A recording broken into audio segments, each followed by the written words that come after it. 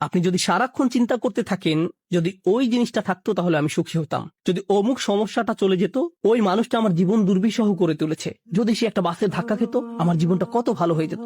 প্রতিবার বাস দেখলেই আমি এই দোয়া করি। আমরা সব সময় নিজেদেরকে একথা বলে বুঝাই, যদি অমুক মানুষটি বা অমুক সমস্যাটি জীবন থেকে চলে যেত তাহলে জীবন কত সুন্দর হয়ে যেত, অথবা যদি অমুক দুঃখটি দূর হয়ে যেত তাহলে সবকিছু পারফেক্ট হয়ে যেত, যদি মানুষের পরিবর্তন হতো, যদি পরিস্থিতির পরিবর্তন হতো, যদি পরিবেশের পরিবর্তন হতো।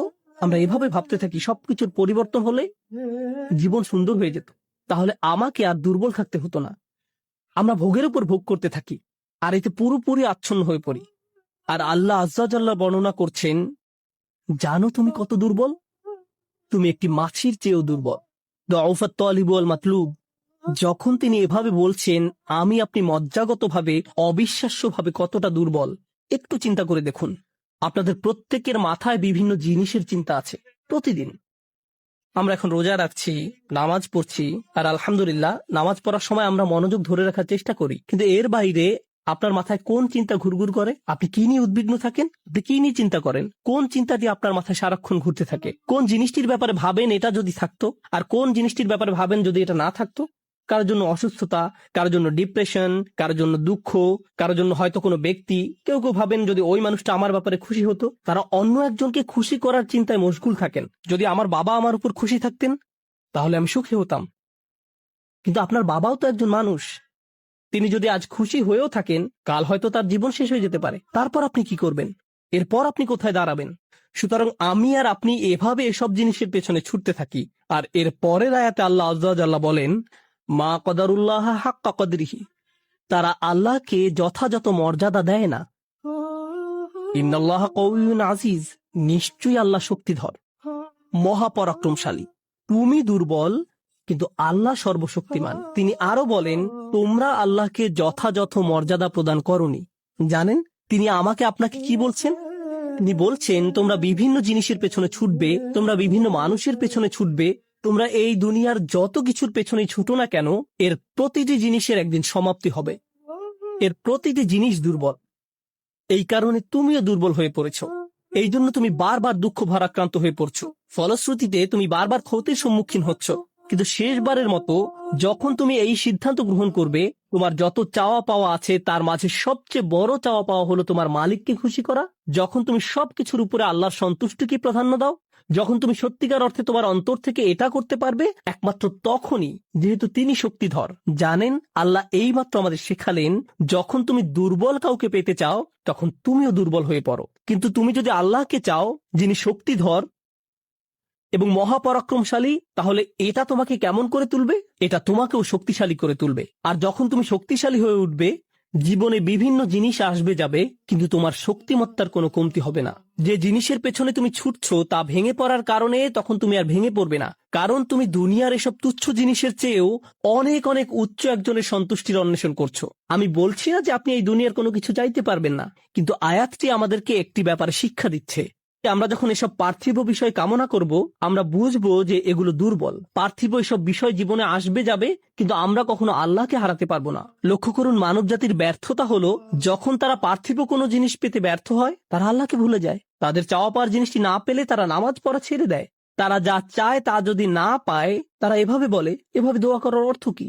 তারা যখন তাদের আকাঙ্ক্ষার বস্তুটি পায় না, তখন দুঃখ হতাশা একেবারে ভেঙে পড়ে এবং বলে, আমি তো আল্লাহর সাথে কথা বলার শক্তিও পাচ্ছি না। এমনটি ঘটার কারণ হলো, সমস্যায় পড়ার পূর্বে আল্লাহর সাথে তাদের বন্ধন শক্তিশালী হয়ে ওঠেনি। যদি সে বন্ধনটি আগে থেকেই বর্তমান থাকতো, যেমন মূল যদি শক্তভাবে গাঁথা থাকে, তাহলে ঝড় এলে এদিক ওদিক দুলতে থাকে, সম্পূর্ণ ভেঙে পড়ে না, মূলের উপর দাঁড়িয়ে থাকতো। আর ঝড় চলে গেলে আবার ফল দেয়া শুরু করত। এরকম একটা উপমার কথা কোরআনে অন্যত্র এসেছে, আসলুহা সাবিত ওয়া ফারউহা ফিস সামা। লা ইলাহা ইল্লাল্লাহ হলো এমন একটা বৃক্ষের মতো যার শেকড় মাটিতে এবং শাখা আকাশে উত্থিত। এটাই ঈমানের শক্তি।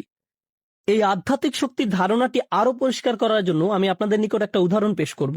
শক্তিকে আমরা বিভিন্ন জিনিসের সাথে সংযুক্ত করি। আমি বহু বছর আগে একটা ঘটনা নিয়ে কথা বলছিলাম, কিন্তু এখন এটি আমাকে অনুপ্রাণিত করে। যুক্তরাষ্ট্রের নিউ অরলিন্স অঙ্গরাজ্যের একটা পরিবারের একটা ঘটনা। পরিবারটা ছিল অনেক ধনী, তাদের গাড়ি ডিলারশিপের ব্যবসা ছিল। তাদের দোকান ছিল একেবারে সমুদ্র সৈকতের পাশে। তারা দামি দামি গাড়ি আমদানি করত এবং বিক্রি করত। এরপর হ্যারিকেন ক্যাটরিনা আঘাত হানল। ক্যাটরিনা এসেছিল বিশাল জলোচ্ছ্বাস নিয়ে এবং এর ফলে তাদের কেনা সকল গাড়ি ভেসে গেল। একমাত্র লেক্সাস এলএস মডেলের একটা গাড়ি বর্তমান ছিল এবং পরিবারটা এই গাড়িতে করেই হ্যারিকেন আক্রান্ত এলাকা থেকে পালিয়েছিল। দুর্যোগ শেষ হওয়ার কয়েক মাস পরে স্টেটের সবকিছু খুলে দেওয়ার পর আমি আবার তাদের সাথে দেখা করতে গিয়েছিলাম। যে পরিবারটি মাসে প্রায় 2 কোটি টাকা আয় করত, তারাই এখন সেই লেক্সাস গাড়িতে করে পিজা ডেলিভারি দিচ্ছে। পরিবারটি এখন এই কাজ করছে। এক ব্যক্তির পিজা দোকানের জন্য তাদেরকে হায়ার করা হয়েছিল। মা বাবা দোকানে পিজা বানাতো আর ছেলে লেক্সাসে করে সেই পিজা ডেলিভারি দিত। আমি যখন এটা দেখলাম, কল্পনা করতে পারেন অন্য কেউ যদি এরকম পরিস্থিতিতে পড়তো, অন্য কোনো মিলিয়নিয়ার যদি এভাবে দেউলিয়া হয়ে যেত, তাদের কি হতো? তারা সম্পূর্ণ হতাশ হয়ে যেত, মদের বোতল হাতে জীবন পার করে দিত। কারণ তারা মনে করত যা তাদের ছিল তাই তাদের শক্তিশালী করেছে। এখন যেহেতু এই সম্পদ হারিয়ে গেছে, আমার পক্ষে আর এই পরিস্থিতি মোকাবেলা করা সম্ভব নয়, এই ধরনের ক্ষতি সহ্য করা সম্ভব নয়। কিন্তু এই পরিবারের ক্ষেত্রে যখন আমি তাদের সাথে দেখা করলাম, সবাই খুবই শান্ত, নির্বিঘ্ন। বাবার অনেক বয়স হয়েছিল। এইরকম বয়সে এমন ক্ষতির সম্মুখীন হলে মানুষ হার্ট অ্যাটাক করে, উচ্চ রক্তচাপে ভোগে, কিন্তু এই মানুষটা সম্পূর্ণ শান্ত। তো আমি তাকে জিজ্ঞেস করলাম, কিভাবে কিভাবে এটা সম্ভব? আমি এমনকি আমার প্রশ্ন করাও শেষ করতে পারিনি। আমি শুধু বললাম, কিভাবে? তিনি হেসে উঠলেন। তিনি বললেন, যখন ব্যবসা ভালো ছিল, আমি সারাক্ষণ ফোনে ব্যস্ত থাকতাম। শিপমেন্ট এসে পৌঁছেছে কিনা, পেমেন্ট দিতে দেরি হচ্ছে কিনা, কার কি ডেলিভারি দেওয়া প্রয়োজন, কাস্টমার খুশি কিনা, ট্যাক্সের হিসাব ঠিক আছে কিনা, কর্মচারীদের সমস্যা, অমুক সমস্যা, তমুক সমস্যা। এসব কারণে আমি কোনো মতে জুমার নামাজে উপস্থিত হতে পারতাম, কোনো রকমে। কিন্তু এখনো তো টেবিলে খাবার আছে, এখনো তো আমাদের মাথার উপর ছাদ আছে, আর এখন আমি নিশ্চিন্তে মসজিদে গিয়ে নামাজ আদায় করতে পারি। আর সকালে ঘুম থেকে উঠে আমাকে কিচ্ছু নিয়ে ভাবতে হয় না, একমাত্র আমার রবকে মনে করা এবং তার কৃতজ্ঞতা জ্ঞাপন করা ছাড়া। আমার আসলে মনে হয় আমার জীবন শেষ হওয়ার পূর্বে আল্লাহ আমাকে সহজ জীবনের এই নিয়ামত দান করেছেন।